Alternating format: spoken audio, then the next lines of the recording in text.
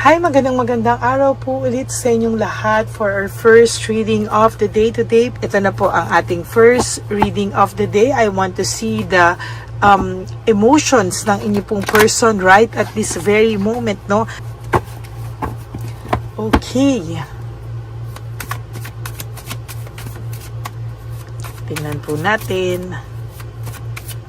Malasahin muna po natin bago po tayo pumili ng 20 cards.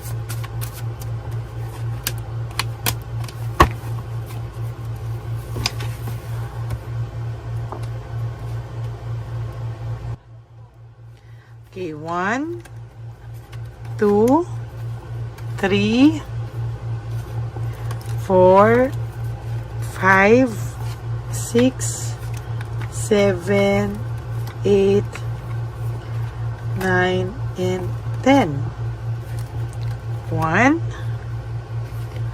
2, 3, 4, 5, 6, 7, 8, 9, and 10. So that's our 20 cards. Ngayon, tingin naman po tayo na angel number of the day today. Tagal-tagal ko na po kayong hindi nabigyan ng angel number. Wait lang po Ay, hindi. Nabibigyan ko pa rin pala po kayo ng angel number, no? Okay.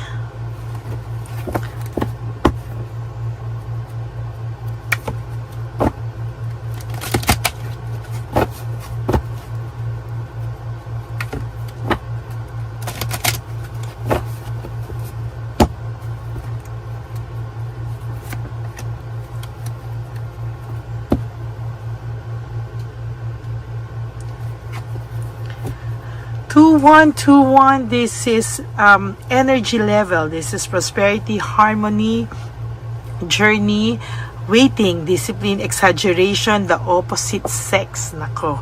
The day you're waiting for will come. Maintain discipline. You're getting closer to your end goal. There's no need to overextend yourself.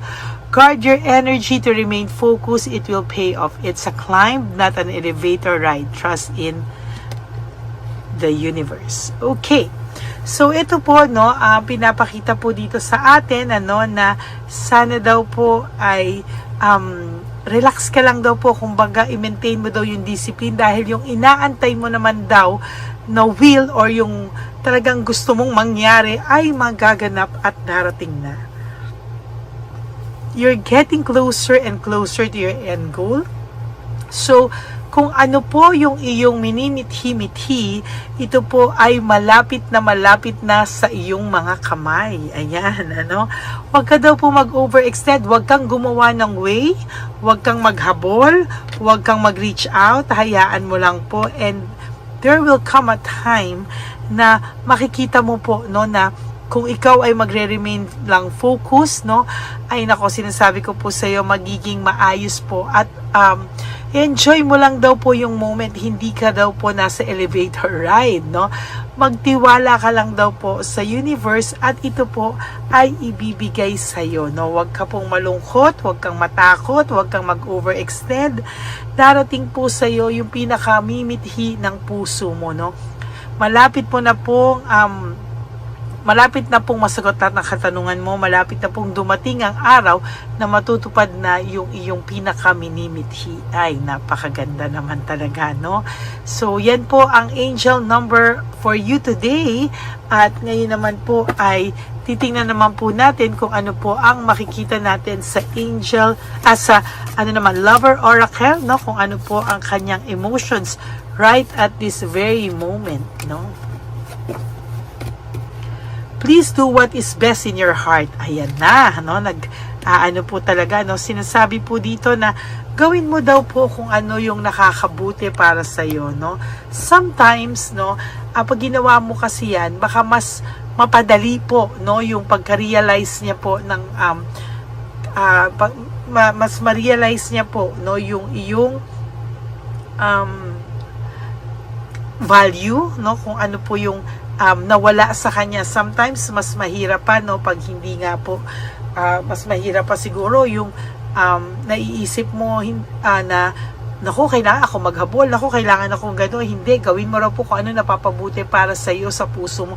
Huwag kang maghabol, huwag kang mag-chill ka lang, mahalin mo yung sarili mo. And after that, I assure you, baka dun niya pa po mas ma-realize kung ano po ba talaga yung nawala sa kanya, no? Kaya nga sinasabi nga rin po dito, nag-ano sila na, i-guard mo daw po at yung energy mo, huwag mong sayangin yung energy mo sa mga walang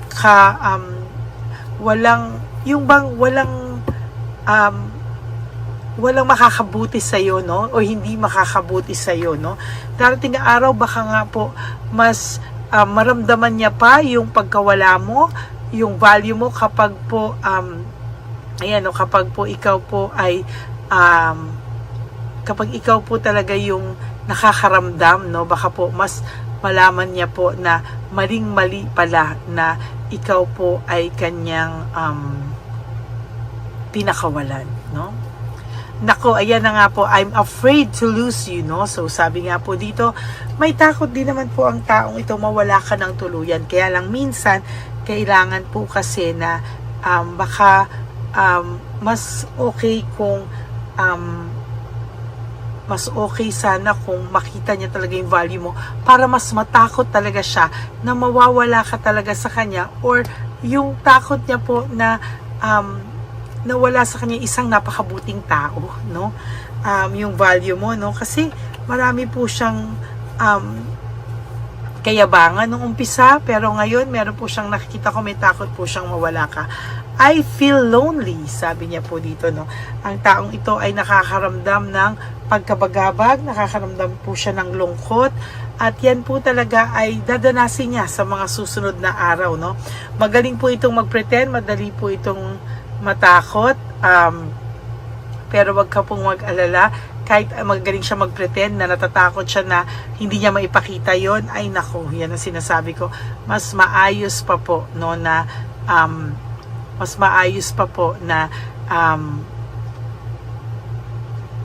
hindi po siya best actor or best actress, ano, itong taong to. Nakikita ko po sa kanya na mahahalata siya, no? Kahit po sabihin mo napakagaling nito, pero I tell you, tingnan mo siya sa mata niya at malalaman mo, what do you see in me? Makikita mo po talaga sa kanya na siya ay hindi masaya, no? Kung kilala mo po siya, kung marunong ka po magbasa ng kanyang utak, kanyang mata lang, no? Yung emotions niya, makikita niya doon. And talagang makikita mo na hindi niya na nga rin po alam kung sino siya, hindi na rin po niya alam kung anong gusto niya. Diyan na po talaga yan naglalabasan, ano? And sa nakikita ko po talaga ay hindi niya na rin po alam kung ano po ang kanyang gagawin, ano?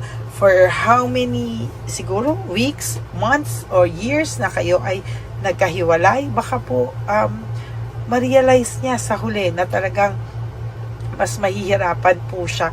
At yun po talaga yung hindi niya kayanin, ano, na pag nalaman niya na hindi niya nakilala kung sino siya, hindi niya na alam kung ano yung pabuti sa kanya, baka doon niya po ma-realize na marami po siyang nagawang mali sa buhay niya. At yun nga, true enough na sinasabi niya, hindi niya nakilala yung sarili niya, baka mas hindi niya pa makilala yung sarili niya kapag nakita niya na bumuti ka kung wala na siya sa buhay mo.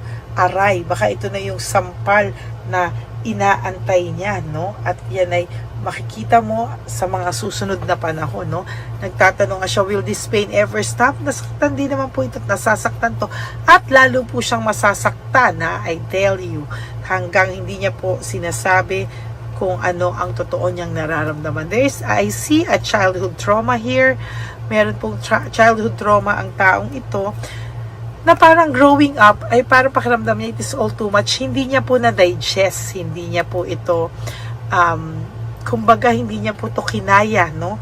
At talagang dinaan niya maybe sa drugs, sa alcohol, or for some of you, not literally drugs, but sa bisyo, or iba nga, pagka nalulungkot siya, maghahanap ng third party. Parang hindi siya kontento sa buhay niya. And sa nakikita ko talaga, baka yun po yung ikalungkot niya sa mga susunod niya na araw sa buhay niya. Emotions overwhelm me, no? Sabi nga po dito ay parang hindi niya alam yung gagawin niya, parang sobra siyang nakakaramdam ng matinding emosyon na sabi niya, I wish to be like you, na ikaw daw po ay somehow ay maayos, no? Kahit nasasaktan ka ngayon, na ipapakita mo yung totoong emotions mo, no? And sabi niya, why do I deserve someone like you? Siya ay isang saraulo, no? Siya ay isang GAGO na iniwanan ka sa ere, yung iba po sa inyo ginosting pa, at parang sinasabi pa nila na sila ang biktima at sila pa po ang nasaktan mo, no? Kaya ngayon hindi po siya makapagdesisyon kung anong tama. Takot siyang magdesisyon ng tama kasi sa totoo lang ang buhay nito ay nasa magulong state ngayon, ano? Hindi niya po maayos, pero yung sarili niya, alam niya po na yung buhay niya po ay talagang magulo, no? Kaya sabi niya po, I need to figure myself out. Kailangan niya po talagang alamin sa sarili niya kung ano ba talaga yung makakapagpabuti sa kanyang emosyon, makakapagpabuti sa kanya, dahil hindi niya po talaga alam. Sabi niya nga, I can talk to you right now. Hindi rin po, for some of you, hindi rin po ito makagawa ng bagay na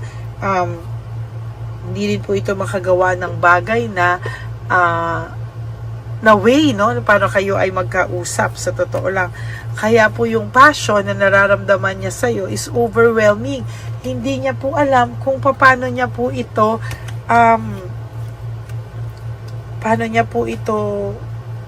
i-handle, no? And for your last card, oh my God, nakabaliktad. I long for your kiss, OMG, no? Ayan, ano? So, yan na. It says all. Namimiss ka po talaga nito, no? Kaya nga sabi ko sa iyo, huwag kang magre-reach out, huwag kang hahabol, no? Ikaw at ikaw pa rin po talaga ang gagawa ng bagay na para sa sarili mo na makakabuti sa sarili mo. Kaya sana po ay may natutunan kayo sa araw na ito at sa reading na ito, no? Na pagpahalagahan niyo po yung inyong sarili. At sa nakikita ko po ay mas magiging maganda yung effect, no, kung kayo po ay mas naging maayos, no? So yan po ang ating first reading of the day. I hope na naka-resonate kayo, and if you do, can you please give me a like and comment down below para naman po makita ko ang inyong mga emotions right at this very moment. And nangangako po ako na I will give a second reading for the day today, no? Kaya maraming salamat po sa inyong lahat. From the bottom of my heart, thank you so much, and marami pa po akong gustong mangyari, gustong gawin. For those of you who would like to have a private reading with me, you can message me po at Ladyly Elena, that's LADYLY Elena. Nasa dulo po yan na ating video. Diyan nyo lang po ako makokontak. That's my only official and legit FB and Messenger account. Okay? And ang akin naman pong payo sa aking mga ever loyal, solid, and faithful na Lady Elena family, tandaan nyo po na I love you all from the bottom of my heart. And kahit ano pong mangyari, magbibigay po ako ng reading of the day sa inyong lahat. And sana po pagising nyo sa umaga, you do 3 things that will make you happy for the day. Always choose to be grateful, to forgive yourself from all the pains na nabigay nyo rin po sa inyong sarili. And of course, always choose yourself. Always choose to love yourself, because self-love is still the best love of all. And you have to realize that life is so short. Don't make it shorter by stressing yourself from all the pains and heartaches na binigay sa inyo na kahapon. Just surrender everything to the divine universe and just let go and let God write your life and love story. Ako po ay magbabalik for another set of reading for our second reading of the day. So wag na wag po kayong malulungkot. Ako po ay babalik for our second reading of the day. For the meantime, panoorin nyo po yung mga episodes na hindi nyo pa napanood, and bago po kayo lumagtaw sa mga bagong episodes. Okay? God bless you all, and I love you all from the bottom of my heart. Bye!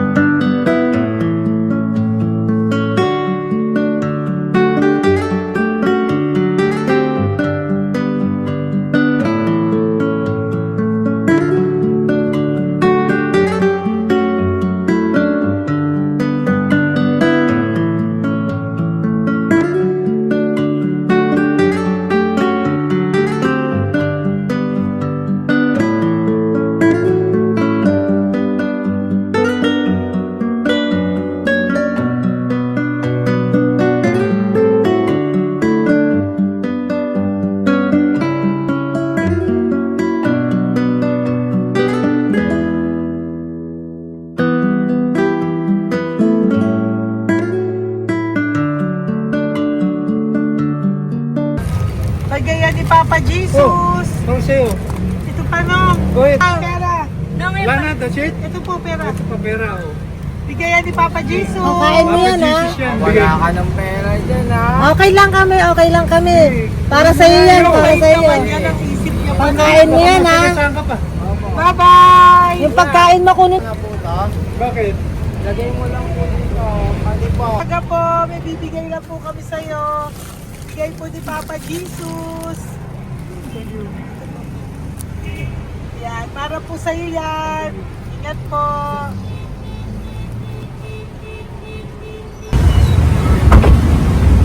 Gandang tanghali po. May bigay po si Papa Jesus sa inyo. Salamat po. Ito po. Salamat po. Sige siya po kayo sa Kampaw. Thank you po. God bless po, nanay. Ingat po kayo Apo. Ano naman po. God bless.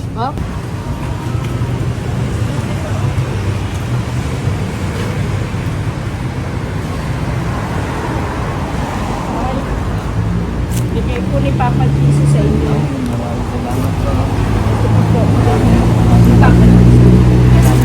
Salamat. God bless po.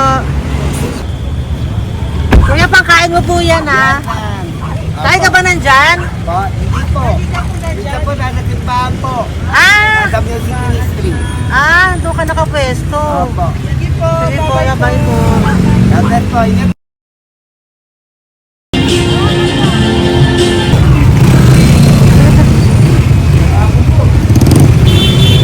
Pabigay po ni Papa Jesus.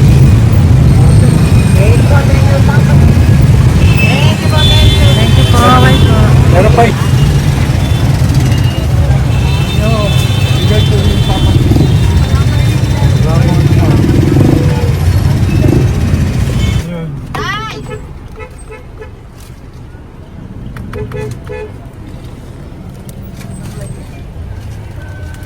Yun. Tay, para sa iyo po, bigay po ni Papa Jesus. Papa Jesus, eh. Tay, bye-bye. God bless po, God bless.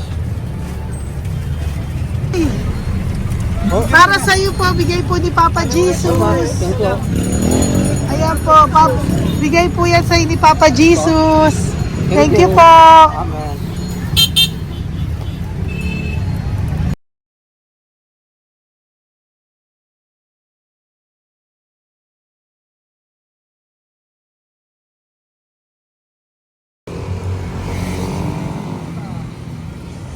bigay ni Papa Jesus. Kaya pagkain ato ko, ah.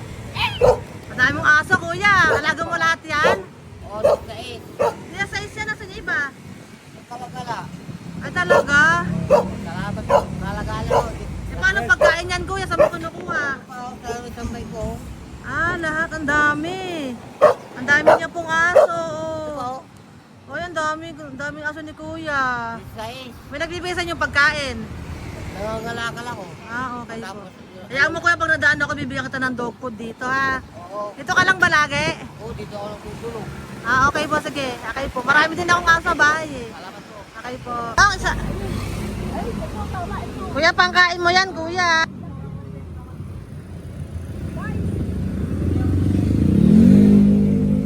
Nangangalakal ka, kuya? Sige po, thank you po. Maraming salamat, ma'am. May pagkain ka, nanay.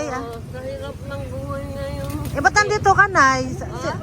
Tagasan ka ba? Yung arthritis ang sakit ko eh. Tagasan ka ba, nay? Sa plado eh. Sa Pladway. Oo. Okay po.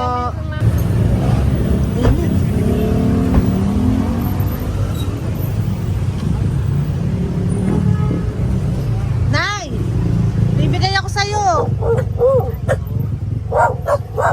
Natandaan mo na ako. Ito. Hapon po. Pabigay Si po. tatay. Si tatay. Thank you, Nay. Habay po.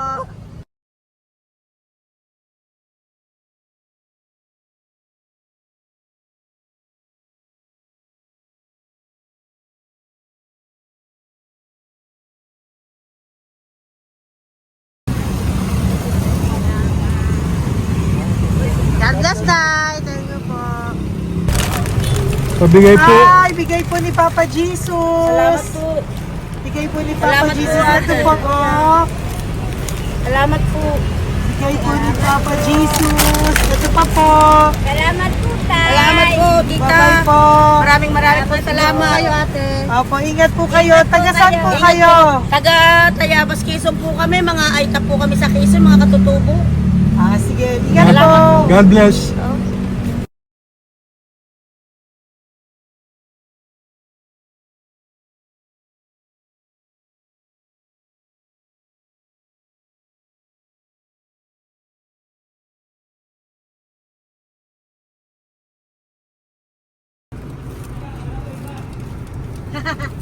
Tay, Tinatawag niya bigay po ni Papa Jesus. Thank you po. Ayan po. Sobrang Ang sipag mo naman, tay. sipag niyo naman po. Kanina po kasi, taglagas ngayon, taglagas. O, pang merienda niyo po yan, Sige po, ha? salamat po sa inyo. Tapos yung road bags po, Kala ko uwi sino niyo po. binubusinahan niyo eh. Sige Thank po, you na bye-bye po. Thank you po, salamat po, bye-bye.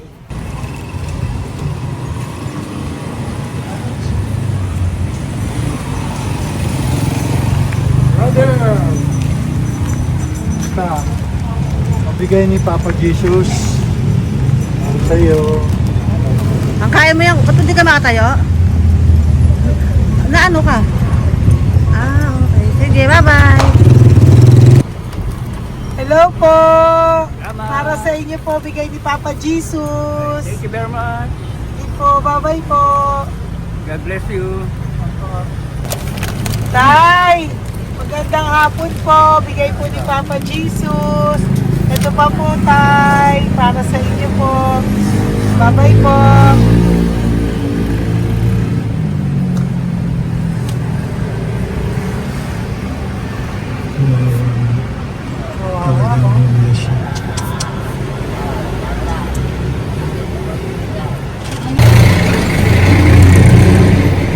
Ate, Ate, na lang. Baka maano siya. Ito po, bigay po sa'yo ni Papa Jesus. Ito pa po, pera po. God bless po. Okay. Taga saan ka po? Sige, ingat ka po, Hello po, magandang hapon po. Ano po? Bigay po sa'yo ni Papa Jesus. Thank you, madam. Tsaka ito pa po, para po sa'yo. Salamat. Thank you po, ingat po. Thank you, ma'am. Sige po. Salamat. Akala ko, ma'am, bibili. Ay, hindi po, para sa'yo po yan. Bye-bye Thank you, po. ma'am.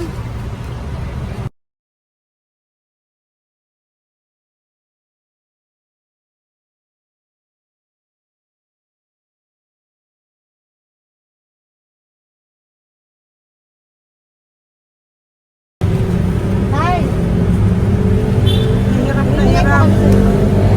bibigay po ako ng puso. Hirap Dito siya. po tayo, dito sa kabila. Hindi mo siya lies pa yan. Kawawa naman. Tay, magandang araw po. Oh, Lord. Bigay po ni Papa Jesus. Ay, ito po, ano pang dagdag po. Dagdag po. Bigay po ni Papa Jesus. Thank you po. Thank you po, Kawawa tay. naman.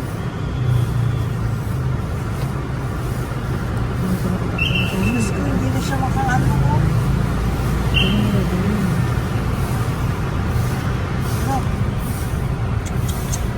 Dapat may tatawagin lahat.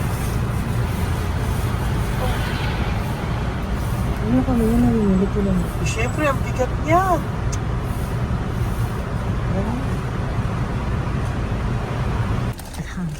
Kaya, bigay sa'yo ni Papa Jesus. Thank you po, ma'am. Ay, yung palinis po, ma'am. Hindi na po, okay na Thank you po. po. Ito po. Thank you ma'am. po. Thank you, sir.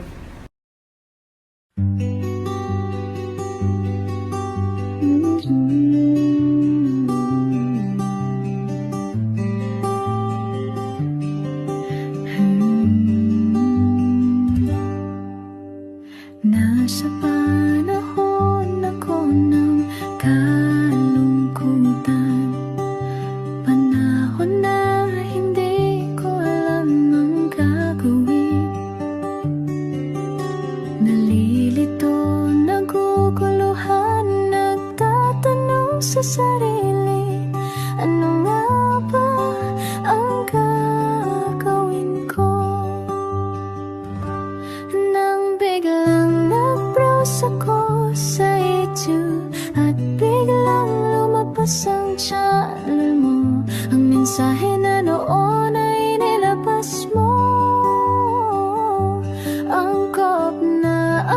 sakop sa nadarama ko.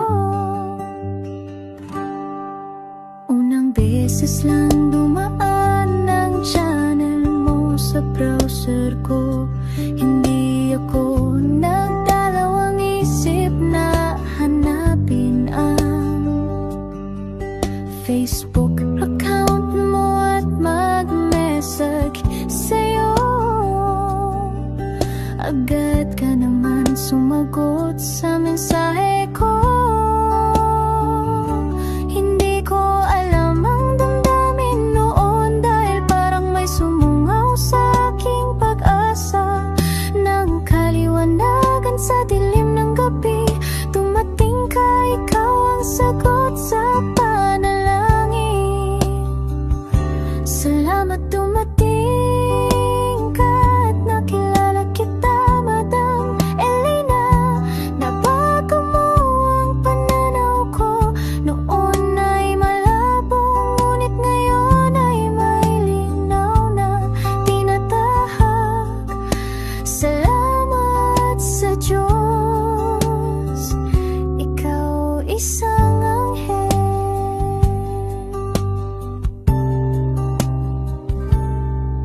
na inihulog sa lupa upang kami